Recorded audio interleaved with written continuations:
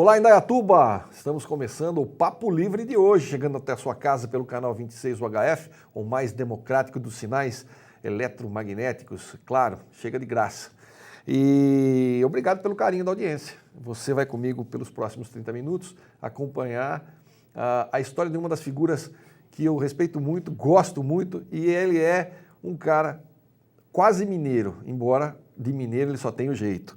Cláudio de Lima, ele que é professor, ator e também músico. Cláudio, obrigado por estar aqui comigo. Eu agradeço. Ele tem muita história para contar. Aliás, conheci esse moço quando ele chegou aqui em 85. Exatamente. E como é que você veio parar aqui, Cláudio? Então, eu vim para cá por o convite de um amigo, que ele falava, vamos para o interior, mas eu nunca gostei de interior, porque você tem uma vida agitada, eu morava ali em São Paulo, atrás da Avenida Paulista, Ipiranga, aquela coisa toda ali e tal, e acabei vindo a convite desse meu amigo, que é o João Carlos Fidalgo. João, grande João. E acabei vindo e ficando, eu ia ficar 1 ano e meio, já estou há quase 25. Pois é, eles montaram um bar. Quando a Avenida Kennedy não era o que é hoje, na verdade a Avenida Kennedy era um deserto. Depois das 6 da tarde, aquilo ali era um deserto. Embora já fosse bem movimentada, bem habitada, melhor dizendo, não havia vida noturna. Não havia mesmo. Não tem.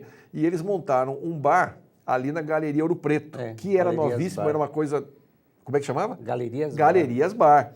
E como era uma quadra da minha casa, era o meu... Eu ia a pé lá, tomar todas e voltava para casa. Então era muito gostoso, era um bar que ficou um bom tempo ali, não foi, Cláudio? Ficamos 2 anos e meio. Depois o Márcio Spagnol fez um bar ali também, mais tarde, em 90 e alguma coisa, né? Isso. Mas aí hoje a Kennedy então o Cláudio, junto com o João, foram os precursores da vida noturna na Kennedy. Exatamente. Você é paulistano ou paulista? Eu sou paulista porque nasci em Ribeirão Pires, mas eu paulistano porque eu vivo a maior parte do tempo na capital, né? Ah, legal. Aqui eu estou vendo que sua mãe é alagoana e seu pai cearense. Exatamente, vem dessa linha nordestina aí. Nordestina toda. Isso. E como é que foi esse lance? Você estava me contando agora que você começou a ler muito cedo. Que você... Eu comecei a ler cedo porque eu perdi minha mãe quando eu tinha 1 ano de idade e a gente tinha avó que cuidava, mas eram muitos filhos que minha avó tinha bastante tio, então acabava assim que a gente ficava meio sozinho, então eu comecei a olhar papéis e os lanches que eu comia era tudo embrulhado em jornal. E eu sofria bullying por causa disso, né? Porque todo mundo embrulhava num guardanapinho, num papel até de pão, de padaria, e eu embrulhava em jornal e através disso eu comecei a ler. Enquanto eu estava comendo lá o meu lanche, eu acabava lendo o jornal. E aí ficou isso muito conhecido em São Paulo, por causa dessa história aí, né? Escuta, e como é que apareceu o teatro na sua vida? Então, o teatro foi assim, quando eu tinha uns 19 anos, eu trabalhava no Banco Mercantil de São Paulo. Só que era um serviço extremamente tenso, eu era uma pessoa extremamente tímida, aliás, até hoje eu sou, não parece, mas eu sou. E aí, o que acontece? Eu comecei a trabalhar nesse banco, e era aquele volume, aquele ritmo de Avenida Paulista, que era da Avenida Paulista, mas eu era uma pessoa assim, extremamente tensa. Aí, quando eu estava com 19 anos, eu sofri uma convulsão. Eu tive 3 convulsões, né? Mas só que o pessoal tem, quando a pessoa tem uma convulsão, todo mundo quer segurar ela para ela não ter aquelas coisas meio Michael Jackson, né? Fica ali aquela vibe ali, né? Aí o que aconteceu? Eu acabei indo para a faculdade de São Judas Tadeu e antes disso tinha ido ao médico. Ele falou assim, por que você não faz teatro? Eu falei, mas teatro é pra gente que é ator, mas você precisa se expressar. E eu já tinha uma coisa meio de arte assim comigo, mas não acreditava muito. Aí, inclusive, quando ele foi prescrever o nome do remédio que ele passou para mim, ele pediu para que eu escrevesse T-E-E-A-T-R-O, teatro. E foi onde eu fui fazer e eu parei de ter essas coisas aí. Tomei um remédio, sim, claro, mas não fiquei tomando aquele remédio controlado. E eu não estou com remédio controlado até aqui hoje. Também, até hoje, né? E o teatro me ajudou muito para mim poder falar, olhar, talvez até numa câmera, olhar para moças bonitas, essa coisa toda, né? Porque você sabe que eu sou tímido.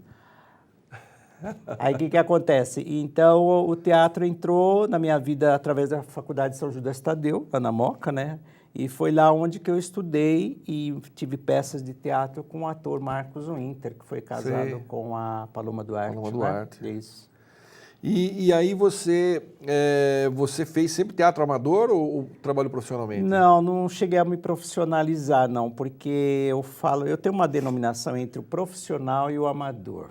O profissional é aquele que profissionaliza, o amador é aquele que ama. E eu amo aquilo que eu faço. Então, eu falo que eu sou sempre amador. Entendi. Porque eu amo, coisa de amor, coisa que já está ali comigo, né? Entendi. Então, eu gosto disso daí. E como é que é essa história de Papai Noel? Essa história é legal, porque foi assim, eu trabalhava na loja C&A Modas, lá em Campinas, e eu trabalhava como um funcionário comum, que trabalha para final de ano, trabalhei lá por 3, 4 vezes até eu ser efetivado, né? E quando foi um dia, uma gerente lá, uma senhora muito alta, forte, né? Ela foi se vestir de Papai Noel, mas ela não suportou o calor. Desmaiou dentro da loja lá. Papai Noel puff. Aí, o que aconteceu? Tinha uma senhora que era eu falo que é uma segunda mãe para mim, ela falava assim, viu, mas você não era do teatro? Eu falei assim, eu era. Eu falei, mas por que você não faz o Papai Noel? Eu falei, porque eu não tenho volume de corpo, mas interpreto o Papai Noel.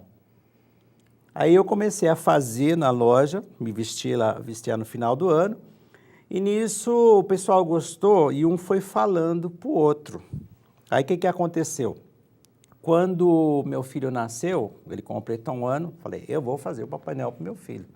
Aí um vizinho gostou, falou para o outro, foi falando para o outro, aí nessa brincadeira vai fazer agora 24 anos que eu me visto. De Papai Noel. De Papai Noel. E eu faço no Pena, eu faço no comércio aqui na cidade, as pessoas me contratam porque a criança hoje em dia, claro, raramente as crianças Teve uma história de uma menina que ela chegou assim para mim e falou, você não tem vergonha de ficar enganando os outros aí, falando que é Papai Noel? Você é de mentira, você não existe. Eu falei, então tá, tudo bem, você tem direito a falar o que você quer.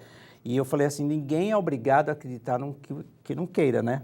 Aí o que aconteceu? Ela pegou e eu falei, mas toma uma bala. Só que quando eu dei a bala para ela, eu tinha uma luzinha assim por detrás da luva, então eu apertava assim, fazia esse movimento, a luzinha acendia, eu falei, tchau. Ela falou, o que é isso que você tem aí? Eu falei, para você não interessa, você não acredita.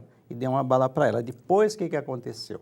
Chegou uma senhora, que era a mãe dela, falou, passou uma menina brava aqui de 10 anos. Eu falei, passou, o que aconteceu com essa menina? Ela falou assim, o meu marido, ele me abandonou quando ela tinha uns 2, 3 anos. Então, ela tem raiva do pai. Mas ela mandou o recado para a mãe. Eu falei, esse Papai Noel é legal. Sabe por quê? Eu não sou o Papai Noel, que eu já dou a bala. Eu converso. Entendi. Porque, por exemplo, para mim, uma das coisas que eu costumo fazer quando eu conheço a criança, assim, eu sempre pergunto a questão da família. Eu falo assim, eu conheço a sua avó. Como é que você conhece a sua avó, a minha avó? Assim, eu conheço a sua avó porque sua avó é mãe da sua mãe ou ela é mãe do seu pai. Olha, ele conhece mesmo. Então, aí quer dizer, convence a criança, a gente tem um papo, as crianças vão ali, tem crianças hoje que já não são mais crianças, que até hoje vão lá para dar um abraço para o Papai Noel. É engraçado que a gente vê umas moças bonitas abraçando a gente, acha que o Papai Noel é safadinho. Mas, na verdade, não. Aquela ali foi uma aluna. Foi? Foi uma pessoa que eu fiz na casa dele, o Josomar. Eu fiz muito tempo na casa dele. Andei, e até hoje eu faço. Só que eu falo que eu sou um Papai Noel sem gordura, sem colesterol. É o Papai Noel light. Light. Exatamente, e high-tech também. Por que você acredita que o teatro é uma terapia completa? Porque, veja bem, eu acho assim que expressar todo mundo tem a necessidade. O teatro não é que você vai fingir. O teatro você finge, claro, você pode até estar fingindo por aquele momento, mas você precisa ter essa energia do fingimento para que aquele fingimento seja uma coisa convincente, se torne uma verdade. E tem dentro, para quem não sabe, tem um psicodrama. O psicodrama é umas formas que a psicologia tem para resolver pequenos problemas que a pessoa tem através da arte teatral. E o teatro ajuda a pessoa a ser menos tímida. Se fosse mais ou menos 15 anos atrás, eu estivesse aqui fazendo, eu não estava tão à vontade. E o teatro ele ajuda para você se expressar, você representar, ou talvez falar alguma coisa, um pensamento que você tenha, alguma coisa assim. Então, eu acredito que o teatro devia estar dentro das grades curriculares das escolas, né? Porque, claro, na cidade tem grupos de teatro, mas às vezes ele comporta pouca gente, porque é o limite que ele tem para fazer aquilo. Mas é uma grande arte, eu acho que tem uma terapia por trás dessa exatamente. questão. E é interessantíssimo isso daí. E a música? Como é que a música chegou na sua vida? A música é assim. Peraí. Então você vai falar isso depois do intervalo. Eu vou para o rápido intervalo agora, enquanto ele raciocina aqui e formula a resposta. A gente vai fazer um intervalo rapidinho. Eu volto já já, não saia daí. E aí, de volta com o nosso Papo Livre. Obrigado pelo carinho de estar acompanhando a nossa programação, não só o Papo Livre, como os demais programas que nós temos aqui na nossa grade, que vai melhorar a partir de agora cada vez mais, né? Nós estamos com um jornal, enfim. Fique ligadinho aí que as novidades vão acontecendo e você vai ficar cada vez mais próximo da gente com a nossa programação. Eu estou recebendo aqui o Cláudio de Lima, ele que é professor de línguas, né? Ele é professor de francês, espanhol e árabe. Nós vamos falar sobre isso também. E antes de ir para o intervalo, eu perguntava para ele como é que a música apareceu na vida dele e o que ele curte de música, e ele vai responder agora. Ok. Bom, eu sou filho de um cearense, dançarino, cantador, um homem extremamente musical, e ele trouxe uma influência, só que meu pai, ele foi um homem assim que escutou muito o programa do Zé Béttio, essas coisas de Luiz Gonzaga, e ele gostava muito de dançar. E quando eu era criança, a gente ia dar uma volta no bairro lá de Ipiranga e ele passava em frente a umas lojas que eles tinham aqueles aparelhos de som, aquelas vitolas antigas, e ficava rolando o som. E eu, desde criança, eu já tinha um ritmo, eu já nasci com um ritmo. Eu sou mais um músico de ouvido do que de partitura. Do que partitura. Não sei ler partitura, nem sei se dá para ler partitura, mas dizem que dá. Para quem sabe árabe deve saber, né? Teria que aprender isso daí. E na verdade, assim, a música entrou. Eu fui começar com música, na verdade, foi aqui em Indaiatuba mesmo. Eu conheci uma pessoa da qual eu fui casado, né? Com a Kênia de Angeli, né? E ela era uma violinista conceituadíssima aqui da cidade, né? E acabei conhecendo ela e foi quando eu entrei com música, executando a música, né? Mas eu jamais pensava fazer isso, porque como uma pessoa que não lê, mas eu tenho ouvido musical. Aí o que aconteceu? Eu sempre gostei de percussão. Cantar não era meu forte, eu não tinha essa ideia de cantar. Então eu comecei a trabalhar com percussões. Qual que eram as minhas percussões? Era tampa de desodorante, umas coisas que não tem nada a ver com música, tipo fazer sons com a boca, de vento, sons de pássaro, aquela coisa toda. Mas eu curtia muito em São Paulo, eu gostava muito de música latino-americana. O pessoal que tocava na rua, e eu por ter ouvido, eu comprava uma flauta, eu me infiltrava no meio daqueles grupos lá para tocar. Eu conhecia várias músicas da América Latina, tipo Guantanameira, Eu Mauaquenho, que é conhecido mais como Carnavalito, e eu estava sempre ali e sempre naquela coisa de executar aquilo que eu ouvia, porque se eu ouço um som, eu consigo, interiormente ele é registrado lá, e eu consigo reproduzir esse som. E depois aqui em Indaiatuba, justamente com a Kênia, nós tivemos um grupo que chamava OP6, nós tocamos por toda a cidade, fomos tocar até na Portuguesa de Desporto para mais de 20 mil pessoas. Puxa vida! Né? Aí conheci o Nau que me fez cantar. Eu morria de vergonha de cantar, ele falou, não, canta comigo. E tivemos um grupo aqui, inclusive o grupo é o Clavícula de Sol, muita gente lembra. A gente tocou no bar aqui na Kennedy também, que foi o Barril, tocamos por vários anos lá. E participamos de festivais aqui em São Paulo, tivemos para outras regiões, tivemos até no Paraná. No Paraná eu tive com o Daniel Conte, tive um grupo com ele, porque o Daniel foi o duo Camal, o 019, com uma banda, assim, um grupo sensacional que ele teve aqui, hoje está em São Paulo. E eu, assim, a minha música, ela veio e ficou. Né? Eu canto música do Paquistão, eu canto música árabe, eu canto música espanhola, eu canto música iugoslava também. Caraca! E assim, mas eu sempre pego essas coisas de ouvido e hoje é fácil, você ouve uma música, depois você pega lá o idioma que você não conhece, você transcreve aquilo que você entendeu, depois você procura a letra correta e só vai trabalhando aquela coisa de idiomas. E eu gosto de música estranha, a música para mim tem que ser estranha, senão aí ela não é legal, você tem que ser uma coisa diferente. Embora hoje tenha uma globalização das músicas, enfim, mas tem um projeto também que eu estou tentando trabalhar, que é o Playing for Change. É um que foi feito uma música do Stand By Me. Sim. E vários músicos, né? Eles trabalham e eles querem pessoas que não são músicos conhecidos. E só a pessoa mais conhecida que é padrinho desse projeto é o Bon Jovi. Puxa. Eles andam pelo mundo, eles estiveram até em Campinas no ano retrasado, agora parece que eles vão estar de novo em julho, lá no Chapadão, lá vão estar Uma pedreira. com uma música, eles sempre pegam uma música clássica, que todo mundo conhece, e para trabalhar, cada um coloca a sua parte, e isso corre via global, né, porque vai pela internet. Então, minha música, ela veio e ficou. Eu abracei essa causa aí, eu gosto muito, acho que eu tenho uma frase que é bonita, que fala assim: valeu a pena Deus ter feito o universo por causa do amor e da música. Legal. A música também cura, né? Tem Também tem isso. né? Tem música. E os idiomas? Como é que você começou com... Você começou com francês? Comecei com francês lá em São Paulo, porque era um aluno do colégio lá, do bairro lá. E, na verdade, eu não gostei do francês, eu gostei da professora. Da professora. Da professora de francês. Eu tinha uns 14 anos, ela tinha uns 30 anos. Era linda, assim, eu levava sempre maçã para ela. Eu acho que ela deve ter montado uma quitanda com essa história toda aí. Toda vez ela ganhava maçã. Eu era apaixonadíssimo por ela e eu era o melhor aluno de francês. Cheguei a ganhar uma bolsa da Aliança Francesa por uns 2 anos. E, inclusive, até tem uma história meio triste, se tiver um fundo musical é para chorar, né? Tudo bem?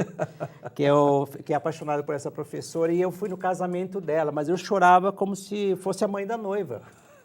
E, engraçado, uma semana antes do meu pai falecer, nós conversamos toda a conversa que nós não conversamos no tempo de separação, que foi dos 19 até a minha idade atual agora. Aí conversamos na última semana de vida dele, ele perguntou por que eu chorava tanto. Naquele casamento. Daquele casamento lá. Eu falei, na verdade, o senhor quer saber mesmo, eu era apaixonado por aquela professora. Eu amava ela, assim, era uma coisa de paixão mesmo. E aí ele falou assim, filho, mas quem ama, corre o risco de não ser amado. E ele chorou junto comigo. Foi uma coisa bonita, assim, marcou legal. muito minha vida. E eu engraçado de tudo isso, é que é engraçado, né? Mas meu pai, ele faleceu no Dia dos Pais. Olha isso. Aí minha vida não é trágica, né? Você fala, perdeu a mãe com 1 ano, depois o pai morre no dia... Não, isso é coisa normal da vida. Eu acho que a vida tem um prazo de validade. C'est la vie. C'est la vie. Francês, é isso mesmo. Esse foi o francês. E depois, no colégio, eu conheci um argentino, amigão, tal, e eu brigava muito com ele, porque ele falava uma coisa e eu entendia a outra, né? Não é que entendia a outra, é que tem as diferenças do espanhol, porque o espanhol tem os falsos cognatos, né? Um dia eu cheguei assim para ele falou assim, por favor, me dê uma goma. Eu peguei, dei uma caixinha com minhas chicletes, né? De goma de mascar. Não é isso. É para borrar. Eu falei, as meninas aí, rapaz, não estou falando bobagem. Não, borrar é o que se escreve. Pagaram o que se escreve. Então, o que acontece? Aí depois eu fui entender e outra coisa que eu digo para as pessoas, eu vou falar isso muito sério, não falem portunhol. É o maior crime, é uma cultura grande, porque se você pegar aqui do Uruguai até o México, depois você pega lá a Espanha, porque hoje tem mais ou menos uns 390 milhões de pessoas que falam espanhol. Inclusive tem muita gente da Europa que está vindo para a Copa achando que no Brasil se fala espanhol. E o pessoal ele fala, por que o brasileiro fala inglês com nós que falamos espanhol? E é um idioma importantíssimo, né? E eu acho uma coisa muito louca essa história realmente, né? Nós somos o único país na América que fala português. Exatamente. Que é uma língua dificílima, embora digam que não, mas é. Eu acho que você depois vai dizer para mim o que você acha. Sim. E por que você escreve a mesma palavra de formas diferentes, com significados diferentes, ou tem a mesma palavra com significados diferentes, e o sujeito, quando vai tentar aprender, ele tem uma dificuldade muito grande, né? Verdade. E a articulação do português é complicada. E uma coisa que eu acho interessante também é que, não sei se você lembra, o Sarney, quando era presidente, ele foi fazer um discurso, ele fez em portunhol. Rapaz, foi a coisa mais vexatória que eu vi na minha vida. E desde então eu decidi que eu não falo, eu já fui visitar alguns países da América Latina, eu falo português sem gíria e devagar. Com certeza. Porque aí fica mais fácil da pessoa entender. E a pessoa, quando percebe isso também, ela se esforça para falar a língua dela. Eu acho que sem gíria e devagar, a gente consegue estabelecer um diálogo. Porque as pessoas falam assim, mas ele fala muito rápido. Não é que ele fala muito rápido, ele fala do modo natural, porque ele já tem domínio daquilo. Porque existe uma diferença entre você ter o controle você controla. Agora, o domínio você já tem todo um histórico ali, né? E eu vou dizer 5 palavrinhas que são super fáceis no espanhol. Por exemplo, Coca-Cola em espanhol não é Coca-Cola, é gaseosa. Como é que é? Gaseosa. Gaseosa. Por que se chama gaseosa? Porque tem gás, Sim. né? Caderno, quaderno. Caneta é bolígrafo. Por que bolígrafo? Empresta sua caneta. Ó, aqui na ponta da caneta tem uma bolinha, bole de bolinha, grafo de grafia. Bolinha que escreve. Bolígrafo. Outra coisa que o pessoal fala também de forma errada, por exemplo, tem uma palavra em espanhol que isso se passou comigo numa situação, eu fui no lugar comprar Durex, e Durex, na verdade, era preservativo. Então, é fita adesiva. Né? Então, tem umas coisinhas assim. Então, o espanhol é necessário se conhecer, não falar o portunhol, que eu falo que isso é violação contra uma cultura. Toma cuidado, estuda um pouquinho. É gostoso o espanhol, ele tem músicas bonitas, tem bastante coisa que te envolve dentro do espanhol. Alejandro Sanz, essas coisas, Shakira mesmo, né, que eu gosto, essa coisa toda. Então, o espanhol, inclusive, vai ser utilizado agora por causa dos turistas que estão aqui, que eles acham que o brasileiro só fala espanhol. Só fala, né? E o espanhol é um idioma assim, sensacional. E o árabe? O árabe é assim, eu morava em São Paulo, eu tinha uns amigos lá, que era o Youssef, tinha o Ahmad, a gente estava sempre brincando ali, né, junto, e eu aprendi algumas palavras, tipo ahlan, que é o oi, tasharraf, muito prazer, e eu jamais pensava em me envolver com o árabe. Aí eu tinha contato com músicas, essa série de coisas, assim, que adoro a música árabe, ela é fantástica, assim, ritmos de percussão, de voz, aquela coisa toda, que tem uma influência dentro do espanhol também, porque também foi colonizado. Foi colonizado, teve 700 anos na Espanha, né? Aí, o que aconteceu? Eu vi, nós estando aqui em Dayatuba, uma pessoa me procurou e falou assim, quem que ensina árabe aqui? Eu falei, alguém que é desse lugar. Aí eu encontrei uma pessoa que estava morando aqui, eu falei com essa pessoa, ela falou assim, não, por que você não dá aula para a mocinha? Eu falei, mas como dá aula? Eu não dei aula para você, umas aulas, sim, você fez comigo, dá aula para a mocinha, não quer ir para o Egito? Dá aula para a mocinha. Aí eu peguei e comecei, claro que o problema, não é problema, é o caso do árabe, a questão da escrita. O árabe, ele escreve da direita para a esquerda.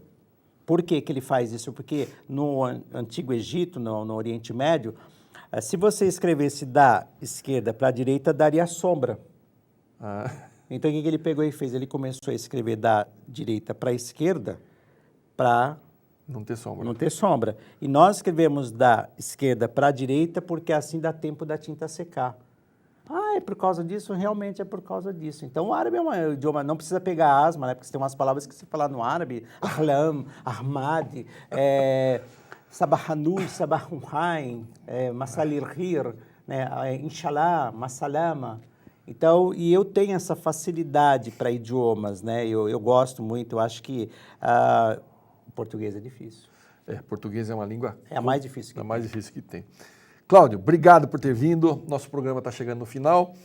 Fica o convite aqui para você voltar a hora que você quiser, a casa é sua. Eu que agradeço. E obrigado mais uma vez. Muito bem. Você de casa, obrigado pelo carinho da audiência e, claro, a sua paciência, porque nosso programa está aqui todo dia e você, muitas vezes, pode participar ou não.